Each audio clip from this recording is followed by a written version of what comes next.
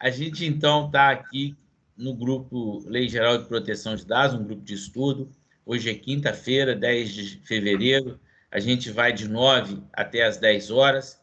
É um grupo de estudo sobre Lei Geral de Proteção de Dados e um grupo eclético de profissionais envolvendo RH, administradores, TI e jurídico.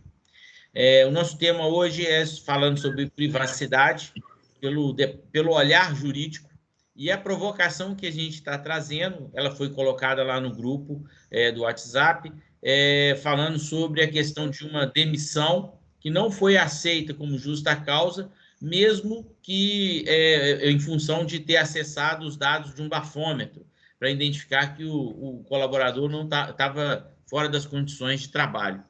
E isso remete também àquela questão da CIPA, né, que tem uma questão de ser preventivo, né, para acidente, e não poder, e os EPIs precisam estar sendo controlados, treinados, e aí, num acesso de uma informação do colaborador, através do bafômetro, o juiz não aceitou, e eu acho que isso é uma questão que talvez tenha algum conflito aí, que a gente precisa de debater, e aí a gente vai entender um pouco mais desse setor, né?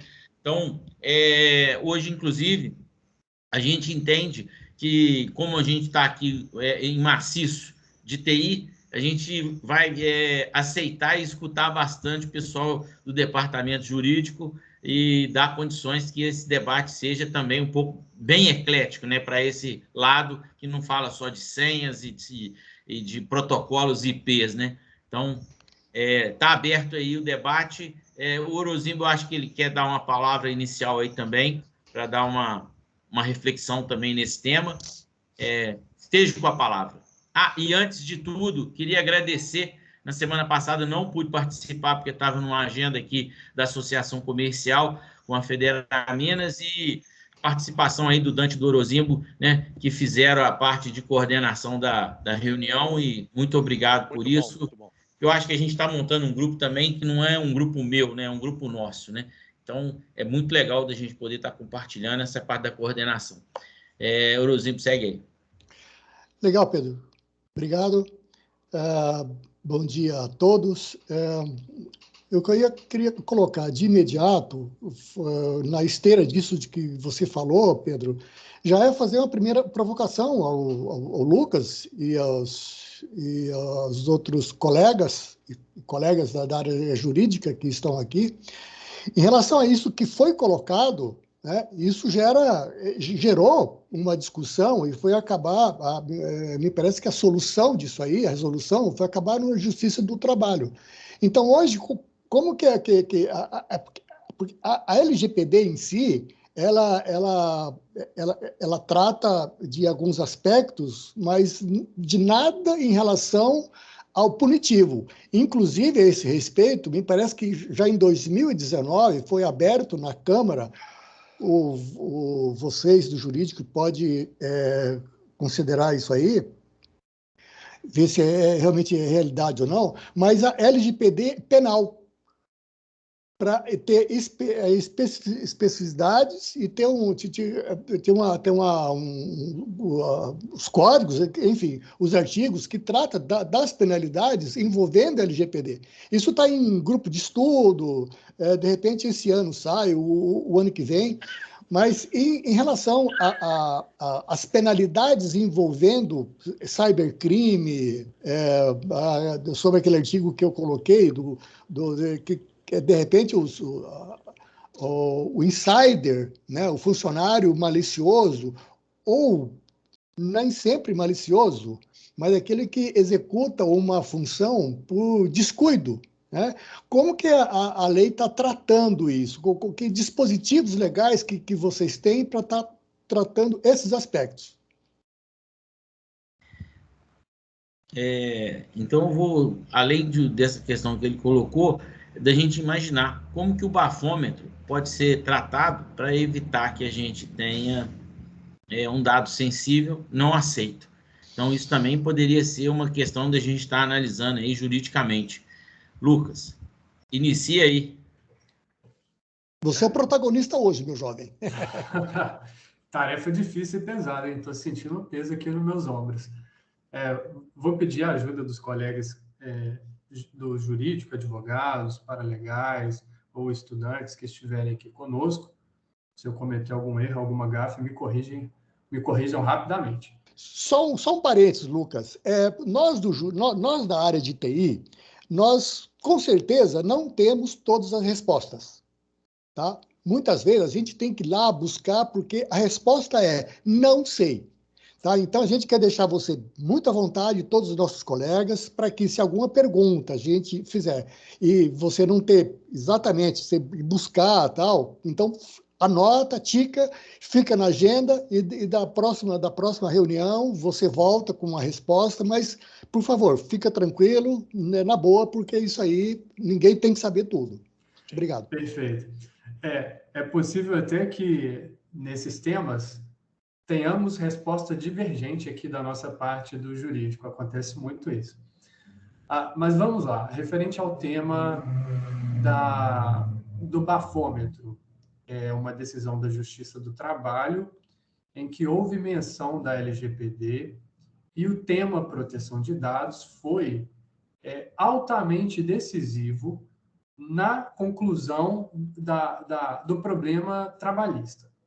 Eu estou com a decisão aberta aqui no meu computador, estou consultando essa decisão até pelo site do Conjur, ela é pública, então não tem nada demais em acessar, eu não estou acessando com credencial nenhuma. E eu quero destacar um dos trechos da decisão em que o juiz mencionou a Lei Geral de Proteção pela primeira vez aqui no texto da decisão. Abre parênteses e eu vou fazer a leitura aqui bem rápida. O artigo 1º, no caso da LGPD, esclarece que a mencionada legislação dispõe sobre o tratamento de dados pessoais, inclusive nos meios digitais, por pessoa natural ou por pessoa jurídica de direito público. Pessoal, só um momento. Eu esqueci, eu vou compartilhar esse link aqui no chat, que aí todos acessam. Ok, interessante. Se você quiser compartilhar a sua tela no momento também, não é problema não, tá? Tem aí uma janelinha de menu aí em cima, ele e uma setinha para cima. Se você clicar nela, você tem a chance de fazer isso. Deixa eu ver aqui, vou compartilhar assim. É um botãozinho com a setinha para cima, ele permite que você compartilhe. Aí você escolhe qual tela que você vai compartilhar, se você tiver várias telas aí.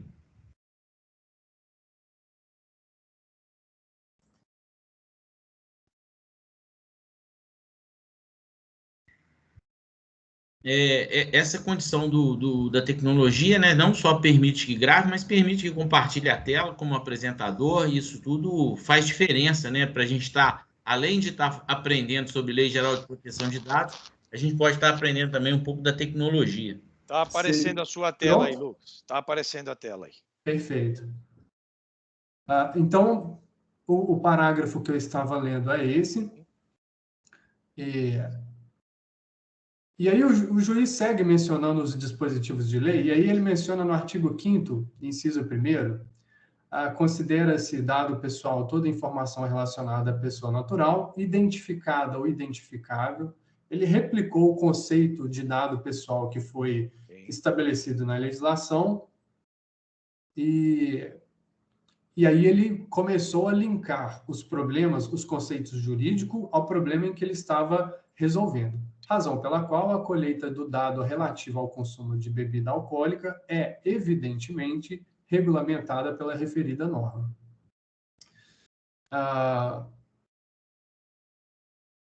Nesse parágrafo que eu estou marcando aqui, tem uma informação interessante. Nesse contexto, é certo que, ao coletar o dado do empregado, o empregador deve informar de forma explícita qual é a finalidade do tratamento do dado. E aí, abre parênteses, artigo 6º, inciso 1 da LGPD. Aqui começa toda a discussão. Segundo o que está descrito aqui na sentença, não houve a empresa não cumpriu esse dever de informação. Sim. Ela estava coletando o dado, mas o funcionário não sabia qual a finalidade, não havia sido informado, e, em tese, nós temos nessa forma, nessa operação de tratamento de dados, nessa coleta de dados, ela já está em desacordo com a LGPD. Não houve o não houve o dever de informação, não houve a informação para a finalidade a qual o dado se referia, etc. Dá até para explorar mais, mas eu vou prosseguir aqui. É a especificação da base legal, certo, Lucas? Exatamente. Exatamente. Uma questão. O bafômetro ele só tem uma finalidade de operação, né? De uso. Ele só tem uma finalidade, saber se você está bêbado ou não. Sim. Então, mesmo que isso seja um negócio clássico, por exemplo, assim, se o cara tiver uma habilitação de direção, né? Se ele for um habilitado, então se ele não for habilitado, pode ser que ele não tenha se tocado desse assunto, mas se ele ainda for um cara habilitado, de repente o advogado da empresa fala assim, mas esse cara é habilitado, ele entende que o bafômetro é para certificar que ele seja bêbado ou não. E nem assim isso qualifica o propósito. Porque só tem um propósito o bafômetro. Ele não tem outro propósito a não ser saber se o cara está bêbado ou não. Sim, o índice alcoólico corporal. Qual era a função dele na empresa? Hein? Qual era a função dele na empresa? Aí você já foi para muito longe, né? Porque... me parece que ele não era motorista profissional, pelo que está aqui na sentença. Mas se ele tivesse... Esse teste de embriaguez foi feito dentro da empresa? O bafômetro foi um teste que garantiu demiti-lo, porque ele não estava cumprindo, provavelmente, com as funções que ele tinha lá. E ninguém pode trabalhar bêbado, né? Então, eu estou perguntando porque, assim, eu vou dar um exemplo que eu vivencio, tá? Uma pessoa que eu conheço aqui trabalha numa grande empresa e eles têm o hábito de fazer, de forma esporádica, testes de embriaguez em diversos funcionários dentro da empresa. Eles não avisam. Você chega para trabalhar, eles falam assim, vem fazer um teste. Eles fazem isso de forma muito regular e esporádica também. Assim, ninguém sabe quem vai passar pelo teste. Por que eles alegam e eles usam como base o legítimo interesse? Todas as áreas dentro da empresa oferecem risco de vida. Então, se você tiver com qualquer nível alcoólico no sangue, você pode se ferir, se machucar ou causar danos a terceiros. E aí eles estão justificando essa coleta através do legítimo interesse da empresa. Por isso que eu perguntei qual era a função dele na empresa. Adriele, nessa condição que você colocou aí, ainda bem que você não colocou o nome da empresa, porque senão a gente não poderia estar divulgando esse vídeo, e eu acho que é legal a gente manter... Isso, legal. Porque a gente tem que estar sempre preocupado, porque no final a gente também tem que liberar se a gente vai estar compartilhando essa imagem ou não. Mas quando você coloca dessa forma, pelo que eu entendi, ele remete a uma coisa antes que o Lucas estava falando. O Lucas colocou lá o seguinte, olha, a pessoa que vai soprar o bafômetro, ela tem que saber do propósito. Sim. E pelo que você está dizendo aí, a isso empresa está claro. Explicitou. A empresa explicitou. A empresa falou, olha, por questões de segurança das pessoas, isso faz parte da regra e nós vamos fazer isso de forma amostragem, né? Por amostragem. Então, algumas pessoas vão ser selecionadas. Então, ela documentou. Mas eu acho que nessa empresa que não houve a documentação, a discussão o bafômetro significa que a gente está sem entender para qual que é o propósito dele, né? Porque o dado sensível, até então, eu entendia que, por exemplo, ele não podia criar condições de fazer uma segmentação por raça, por gênero, não podia estar criando uma qualificação. Agora, uma condição de estado de embriaguez, é notório e claro que o cara não pode estar trabalhando, né? Não pode estar dirigindo, não pode estar... Por exemplo, ele não pode estar fazendo nada, né? Nem estar lidando com clientes, ele não pode estar fazendo absolutamente nada na área comercial ou empresarial, né? Então, nessa empresa que eu citei, eles não fazem o teste só em funcionários de operacional, eles fazem teste também em funcionários de escritório, administrativo, eles pegam aleatoriamente você chegando no serviço e faz. E aí, quando eu cheguei a perguntar por quê, porque para você chegar dentro do setor administrativo, você passa por uma área que também é considerada de risco. Então, quando a pessoa ela é contratada, que ela assina toda a documentação, no meio dessa documentação, ela é cientificada de que, aleatoriamente, ela pode passar por um teste de embriaguez. Ok.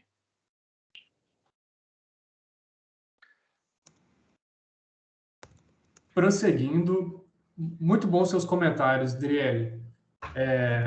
Foi um contraponto interessante que me fez refletir aqui. Já até puxei um gancho para a LGPD aqui, depois eu vou tentar trazer um comentário relacionando a sua observação.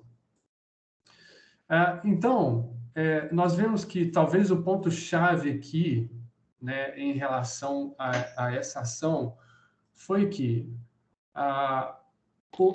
assoprar o bafômetro, o ato de assoprar o bafômetro e as informações, os dados extraídos desse ato, eles são considerados ou foram considerados pelo juiz dados sensíveis.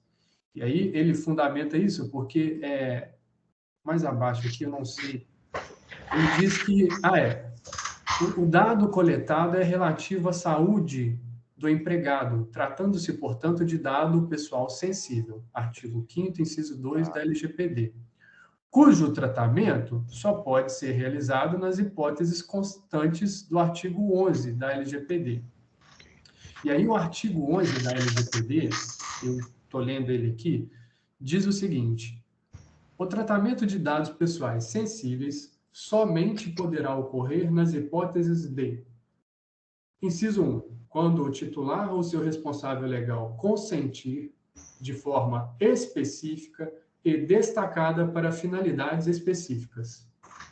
Voltando ao caso, segundo o que o juiz constatou nos autos, não houve consentimento, não houve esse dever de informação específica, não houve essas formalidades que uma empresa que está em conformidade com a LGPD, ela tem que ter, inclusive, comprovado documentalmente para que, numa eventual discussão desse porte, ela tenha as provas a seu favor. No caso, aparentemente, não teve isso, que o juiz constou na sentença. Inciso 2.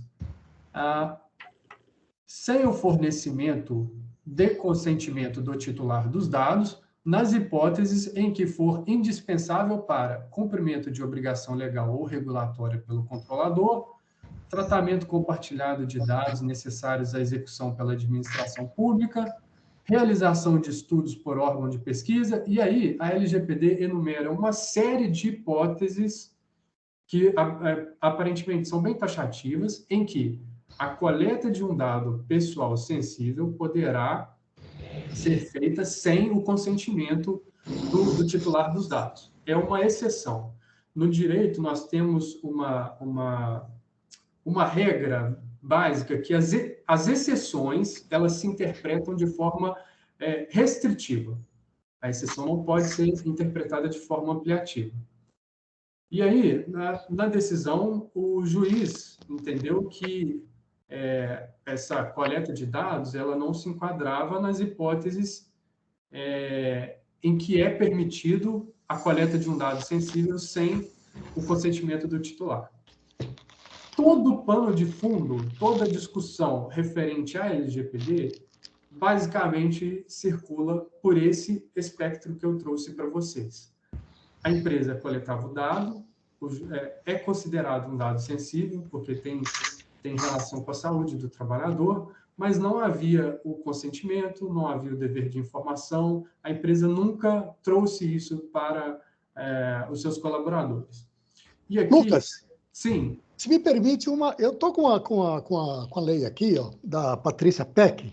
Sim, sim. No item E, ele fala o seguinte, isso que me chamou a atenção, que eu já tinha visto anteriormente. O item E fala proteção da vida ou da incolumidade física do titular ou de terceiro. Não se enquadraria nesse aspecto? Eu entendo que poderia se enquadrar, sim. Poderia se enquadrar.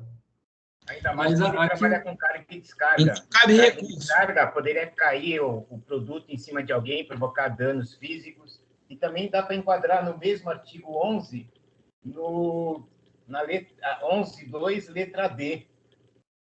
É o exercício regular do direito. Por quê?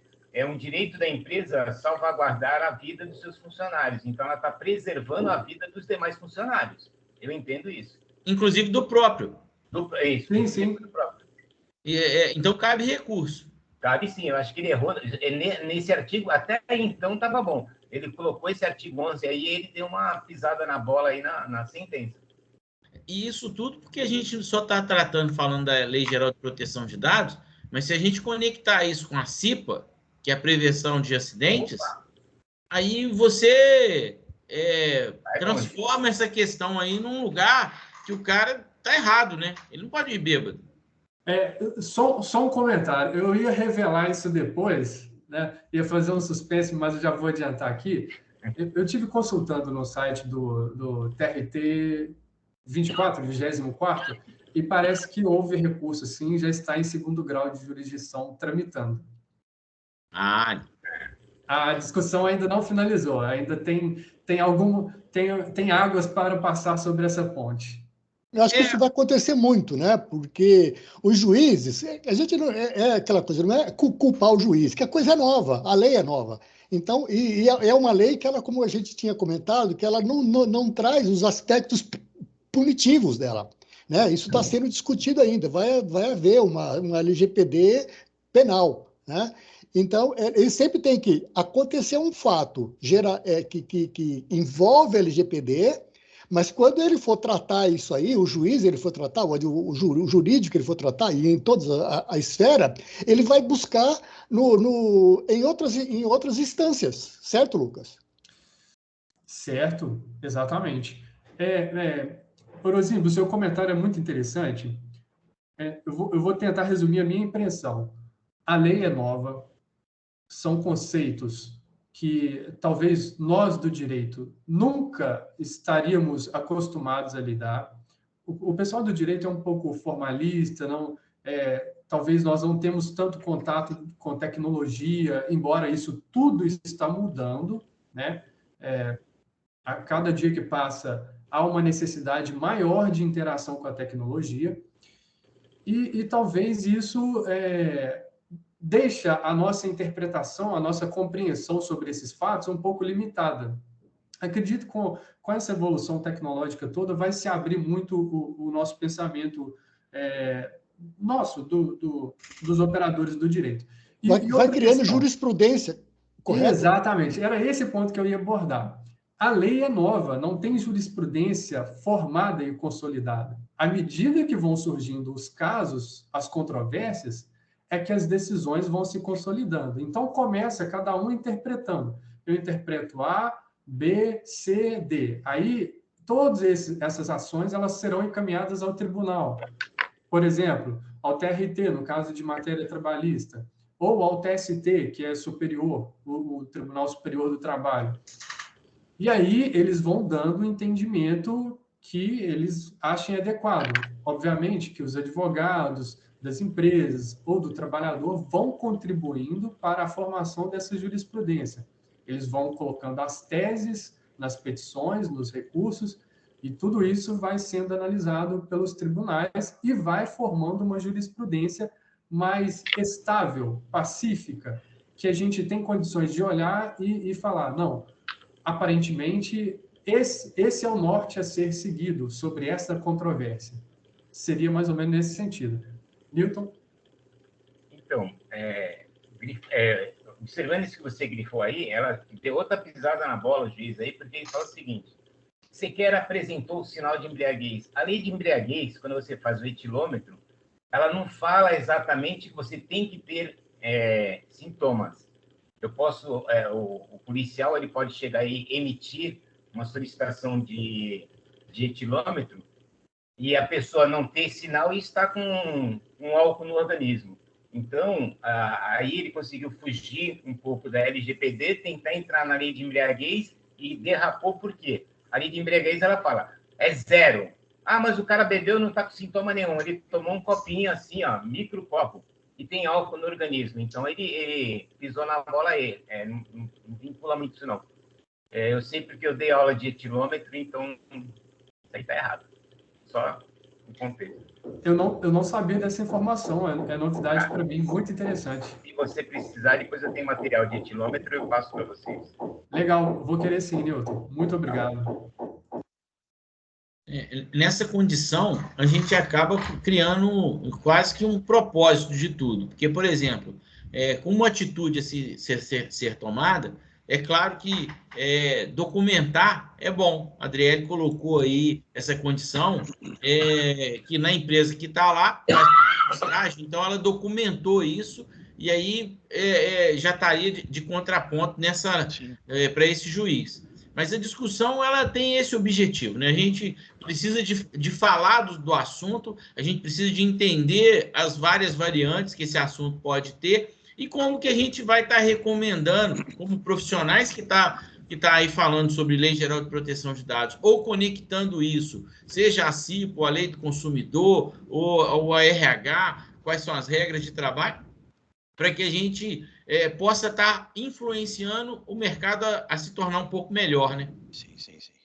Eu vou colocar mais uma pimenta, se me permitirem aí. Eu, como funcionário, por exemplo, se eu não fui comunicado pela empresa o motivo pelo qual eu tenho que soprar o bafômetro, eu posso me negar a soprá-lo.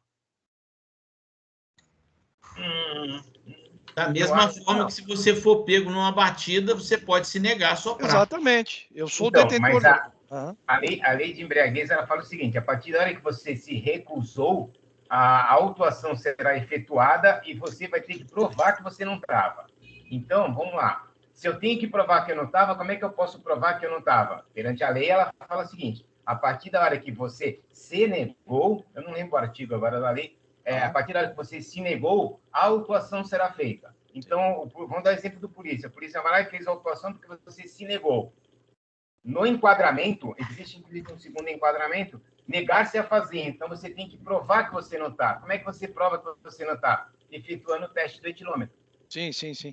Então, você está falando... Caso, aí, eu vou me negar. Você se negou, indiretamente você está assumindo que você pode estar embriagado. Ou com álcool etílico no organismo. Mas, Newton, veja o posicionamento que eu estou colocando. Está clara a tua explanação, ela é perfeita. Porém, nós estamos falando de uma batida policial, por exemplo, você dirigindo embriagado. Eu estou dizendo dessa condição dentro de uma empresa. Serve também para uma empresa. Se você pegar uma empresa tipo a Cosipa, em Cubatão, e onde o índice de incidentes por pessoas alcoolizadas, embriagado ou em outros sentidos, é grande, você encaixa-se assim. Então, aí ele teria que pesar o seguinte: qual o carga e descarga dele na empresa, o que é? Seria diferente de um carga e descarga da empresa na Cosipa.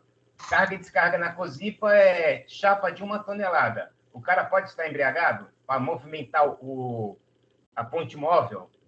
Então, o que eu falo, é meio relativo isso aí. Entendi. Os pareceres que ele está colocando na lei, ele abre muita brecha para a interpretação. Tá claro. Tá claro, Milton. Lucas. Perfeito. Eu só queria trazer uma reflexão sobre o que o Newton disse e o que o Morelli também comentou. E também não vou fornecer resposta, é apenas uma provocação. O direito de não produzir prova contra si mesmo, será que se aplicaria na área trabalhista? É por isso que eu... Sim. É uma questão. Eu entendo que não se aplica se você estiver colocando em risco outras pessoas. Perfeito.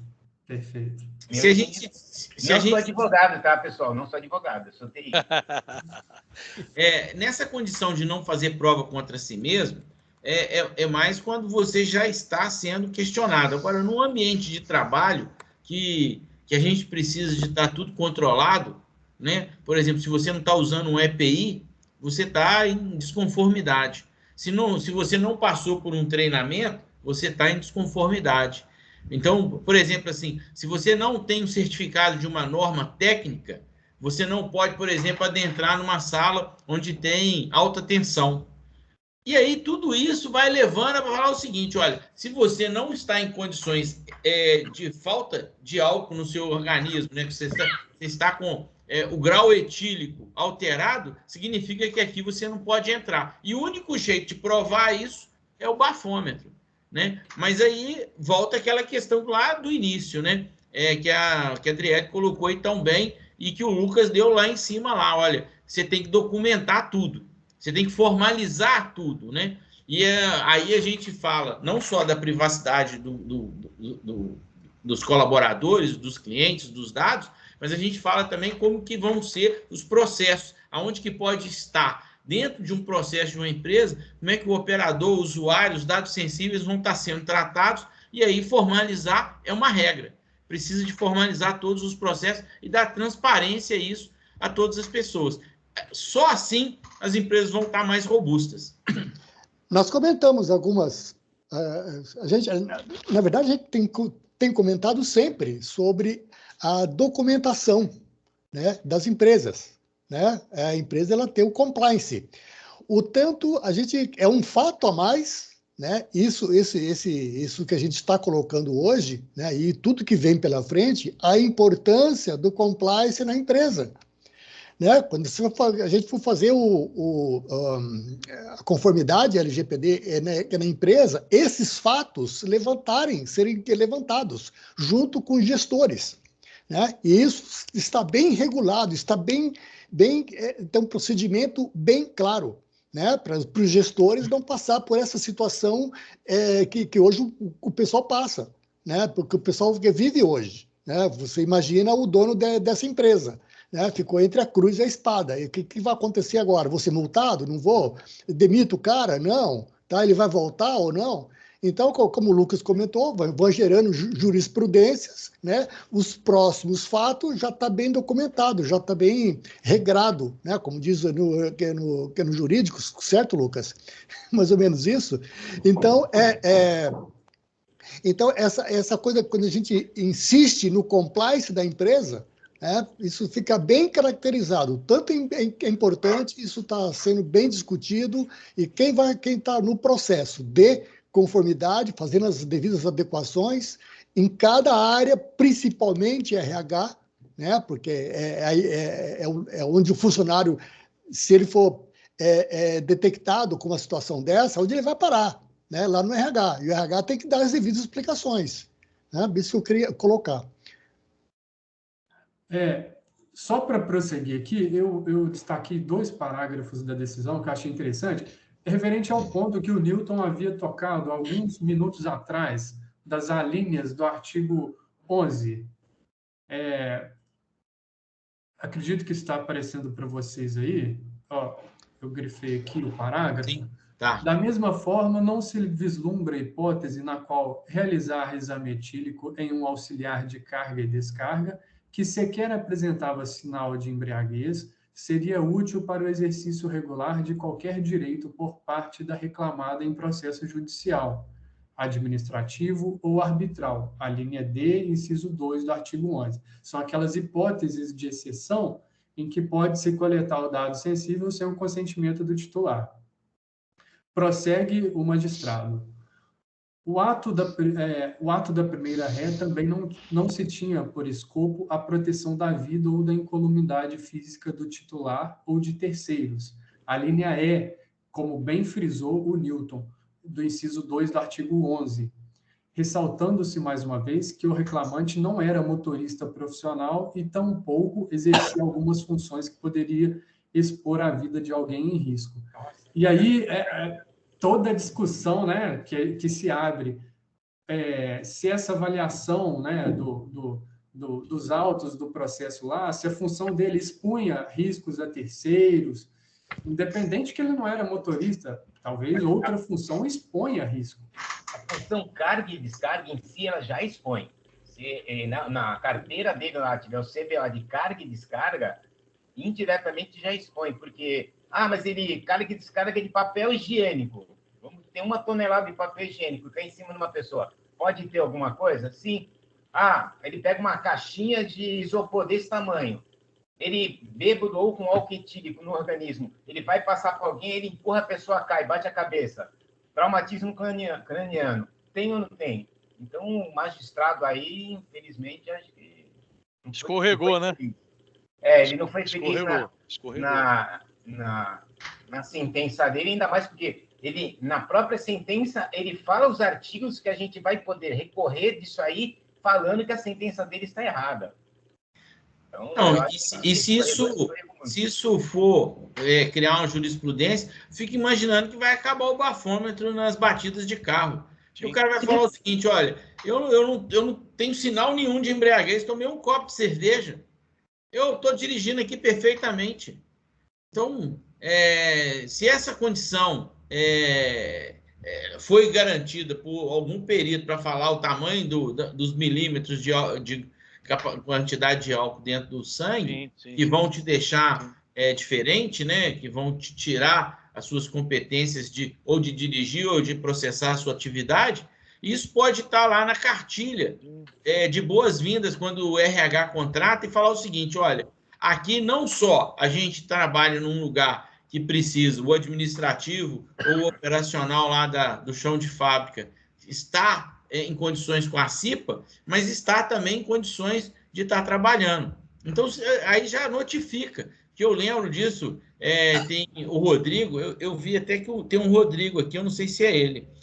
O Rodrigo sempre dizia isso, que a gente tem que evitar de estar pedindo uma autorização formal, porque se o cara assina lá o aceite, ele pode virar e falar assim, não quero mais dar o aceite, e você tem que provar para ele que você tirou tudo aquilo que ele tinha dado o aceite, você protocolou, então você cria um trabalho burocrático. E aí, quanto menos você tiver essa chance de retirada, então o aceite, assim, se você está aqui nessa sala, é porque você consente que a sua imagem está sendo gravada, que você tem que estar dentro das conformidades.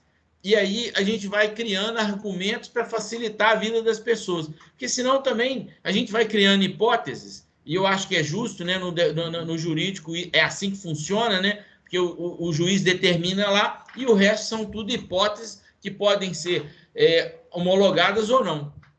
E aí a gente vai criando mais dificuldade. Mas uma vez que a gente vai reduzindo isso, para que essas hipóteses sejam menos questionáveis, acho que porque todas elas vão ser questionadas de alguma forma, né? Mas se a gente for cumprindo as regras no meio do caminho, né, formalizando, dando transparência, vai diminuindo essas condições, né? Eu vou falar uma coisa como leigo aqui, se eu tiver errado, vocês me corrijam. Se você começar a criar subjetividade, ou seja, escapatórias a que isso aconteça, é aquele negócio, a exceção vira regra, né? Vira regra. A exceção acaba virando regra, então é muito perigoso isso aí. Porque as demandas jurídicas já são exceção, porque a maioria não vai para ser demanda judicial, né? Sim, mas são tratadas sob o aspecto não da subjetividade, mas do ajuizamento, não sei se a palavra é essa, mas do ajuizamento, né? Aí você tem um mediador para definir se vale ou não vale, né? Eu aprendi já em alguma das edições passadas sobre uma palavra que eles morreram de rir. Nexo causal. O nexo causal é que vira tudo. Porque se você tem nexo causal, é como se você criasse uma qualificação do processo de que vai ser a demanda. Se tem nexo causal, já fica menos subjetivo. Não é assim, Lucas? O nexo causal, se eu estiver errado, me corrijam os advogados que estiverem aqui. É um dos requisitos da caracterização da responsabilidade civil, que é exatamente o que liga o resultado danoso, o dano que aconteceu, ao evento, a quem deu causa a esse resultado. Ao fato gerador. Ao fato gerador. Seria basicamente o nexo causal. Tem muita coisa para discorrer sobre nexo causal, a gente poderia ficar comentando aqui, mas eu vou me limitar a isso. Eu vou dizer uma outra questão aqui, uma outra coisa. Eu vou encerrar os meus comentários para permitir que os outros colegas também comentem. Sobre essa decisão, eu queria trazer esse aspecto e comentar com vocês, e aí aguardo o comentário dos outros colegas.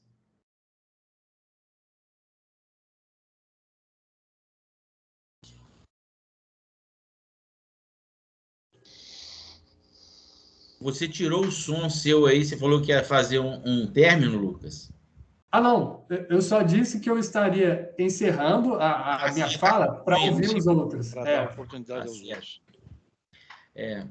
Então, acho que agora a gente ainda tem um tempo razoável, né? São 9h42, a gente ainda tem mais 18 minutos de agenda. Essa condição de estar discutindo sobre privacidade foi um calor, né? Porque a gente já está, eu acho que na 3ª ou 4ª edição do grupo de estudo, e mostra o quanto que a gente entendeu ser importante falar sobre a privacidade.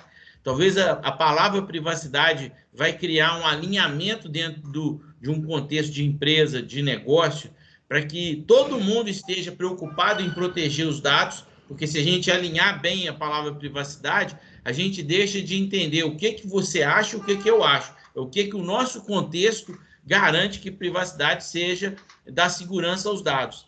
E aí todo mundo vai ficar defendendo um pouco mais dentro da empresa, né? A ponto de que ninguém vai sair com um documento para ficar expondo, ninguém vai publicar na rede social alguma informação. Então, até mesmo, por exemplo, nessa condição, olha só um problema. Se esse laudo do bafômetro fosse publicado de forma na rede social que um determinado colaborador não passou no bafômetro, quer dizer, tudo aquilo que a gente está aqui discutindo ia por terra, porque aí a empresa ia estar sendo realmente punida, ou aquela pessoa que foi que expôs os dados, né?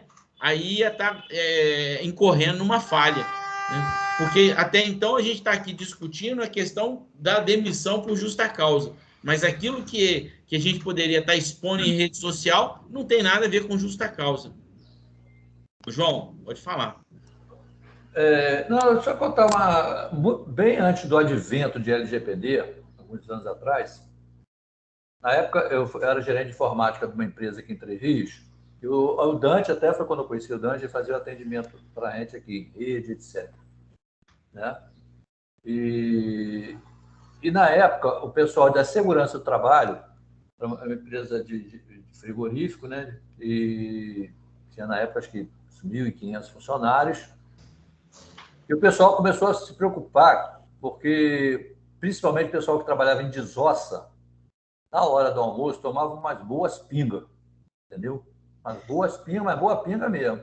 E chegava aquele monte de ônibus, né? E o pessoal descia ali para entrar para a fábrica. Então, eles montaram um mutirão de prevenção e tal, e ficou o pessoal do RH, ficou psicólogo, sei lá mais o quê, e compraram bafômetro naquela época para fazer teste. Pessoal e pegava alguns e mandava voltar para casa, né? Porque não tinha coisa.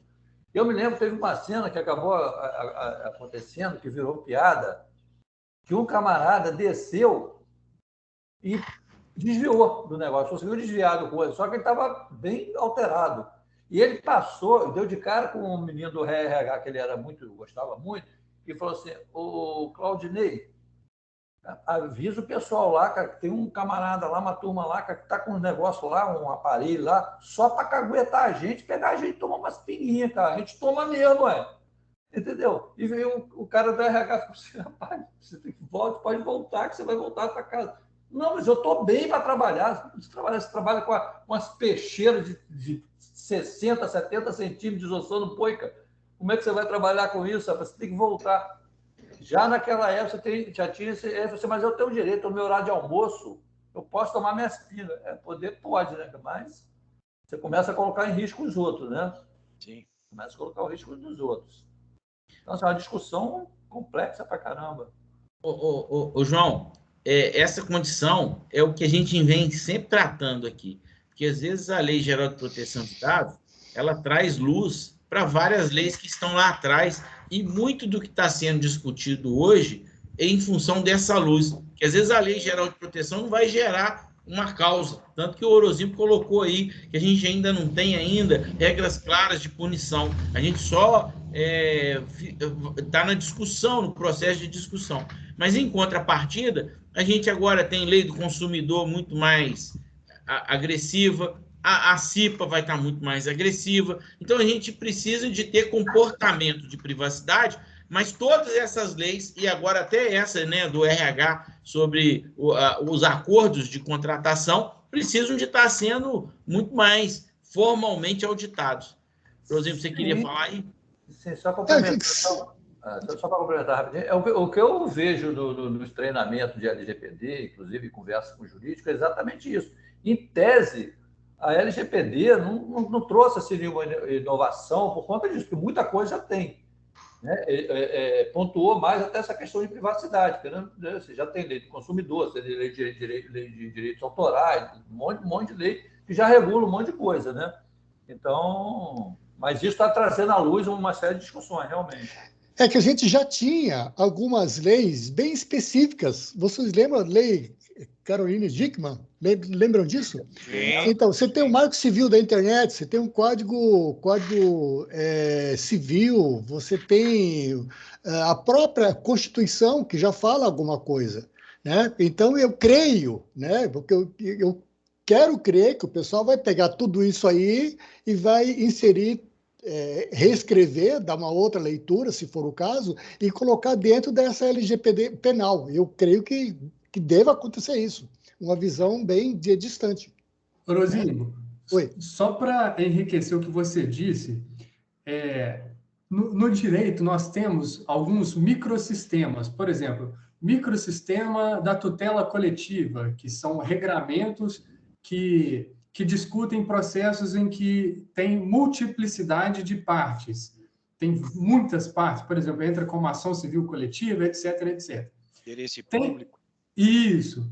Tem autores que já estão falando que nós estamos vendo o nascimento de um microsistema da proteção de dados. E aí seria esse compilado de leis que você acabou de mencionar. Legal. Outra coisa que eu queria colocar, dando sequência a isso, em relação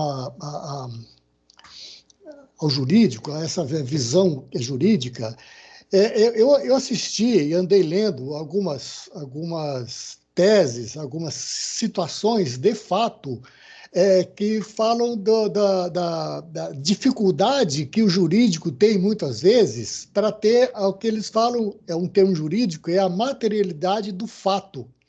Isso principalmente quando você tem um vazamento de dados interno, né, seja ele seja ele proposital ou não, criminoso ou não, né? Aí tem algumas fases, né? Tem algumas fases que o pessoal lá da Ventura Academy, por exemplo, eles têm um artigo lá que trata bem isso, né? A primeira coisa, eu falo, é como uma sangria, né? A primeira coisa, você tem que estancar isso, tá? Depois você começar a identificar. A identificação, isso são profissionais que vão gerar provas, que vão retirar dali elementos para depois você passar para o jurídico e o jurídico fazer a contextualização daquele fato. Mas uma dificuldade que existe nesse aspecto é você ter a materialidade da prova. Porque muitas vezes, por exemplo, é um vírus que detectou. Naquela situação de você tratar a questão, você acaba eliminando o vírus. Foi um pendrive que o funcionário utilizou para inserir para fazer uma cópia ou para inserir algum malware, alguma coisa. Esse pendrive, por alguma situação, alguém pegou aí. Então, de repente, você tem todo um fato existente, né? E você não tem a prova. Como é que funciona esses aspectos, Lucas? Eu fiquei curioso. Esse tema faz parte até de um módulo da pós-graduação que eu estou fazendo, Direito, Inovação e Tecnologia, na Escola Superior da OAB Minas. E existe hoje uma matéria, uma disciplina chamada Provas Digitais, que é um regramento sobre como produzir provas nesse ambiente virtual, nessa vivência digital que nós temos. Por exemplo, só a título de curiosidade, a jurisprudência hoje entende que o print de WhatsApp ele não é considerado mais prova, porque tem formas fáceis até, vocês sabem melhor do que eu, de se alterar aquele print do WhatsApp. Então, ele não pode ser considerado prova. Facílimo, facílimo. Está vendo? Por exemplo, o print da tela de um celular com um e-mail, ele não pode ser considerado prova. Salvo engano, eu não vou saber explicar muito bem aqui, que envolve muito detalhe de TI, existe uma forma de extrair os códigos para identificar a autenticidade do e-mail e tudo isso que tem que ser trazido nos autos do processo para produzir essa prova virtual. Essa que é bem a dificuldade, como você disse, e depende dos advogados e profissionais da área de TI conversarem entre si ali para criar as estratégias de produção dessa prova digital. Eu me lembro que numa reunião nossa, lá no mês de outubro, setembro, então, o Pedro acho que vai lembrar disso, uma coisa que eu havia colocado bem taxativo, e a gente discutiu isso, é o quanto que, em virtude da LGPD, o jurídico e o TI, dentro das empresas, se aproximaram. Né? Hoje, o TI tem que entender um pouco dessa interpretação da lei, não saber a lei de cor, mas ter a interpretação que o jurídico Sim. passa para eles. E o jurídico ter também essa visão de como que age o jurídico, as situações dentro de uma situação de incidente de vazamento, enfim, é por aí. Então, essa junção, essa conexão que você comentou, realmente, ela acho que vai existir cada vez mais. Inclusive, tem área... eu vi alguma coisa ainda ontem, que você comentou, de direito digital. Eu vi uma palestra de uns 15 minutos de um advogado, tá? Pelo currículo dele, ele atua na área jurídica. Mas a formação dele, dos últimos 5 anos, é só digital. Né? Ele tem certificação Exim, enfim, ele trabalha já nas duas pontas. Né? Então, ele consegue ter uma visão jurídica sabendo o que aconteceu lá no TI. O respaldo entre essas áreas é interativo, ele tem que ser interativo. Hoje, mais do que nunca. Adriele, está por aí, Adriele? Por favor, manifeste-se. Oi, tô aqui. Tô aqui. Gente, eu não vou dar muita opinião, não, porque eu estou começando nisso agora, por favor. Comecei a estudar tem pouco tempo. Aí, igual a parte de TI, eu não entendo nada, estou brigando aqui para entender, eu falo SQL. Para mim, isso é uma planilha de Excel. Eu 3 dias tentando entender esse negócio.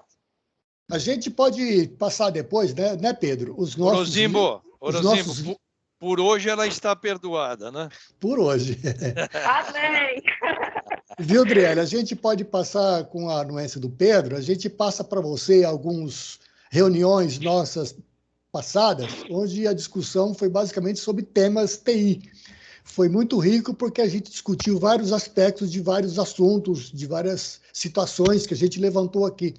Aí é o tempo seu, tal, de lá.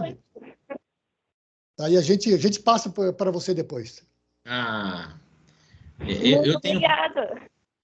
Adriele, e aí até é um caminho. Olha só, todas as nossas reuniões que estão com aceite de todo mundo, elas estão publicadas lá no YouTube, né? É o canal da Indica lá, né? E o canal da Indica, ele é o meu canal, né? Que é Pedro Indica. Pedro Indica sempre com 2 letras Cs, que é uma brincadeira, né? Em 30 anos ela já foi sendo transformada, né? Mas é de duplo compromisso com o cliente, é uma brincadeira.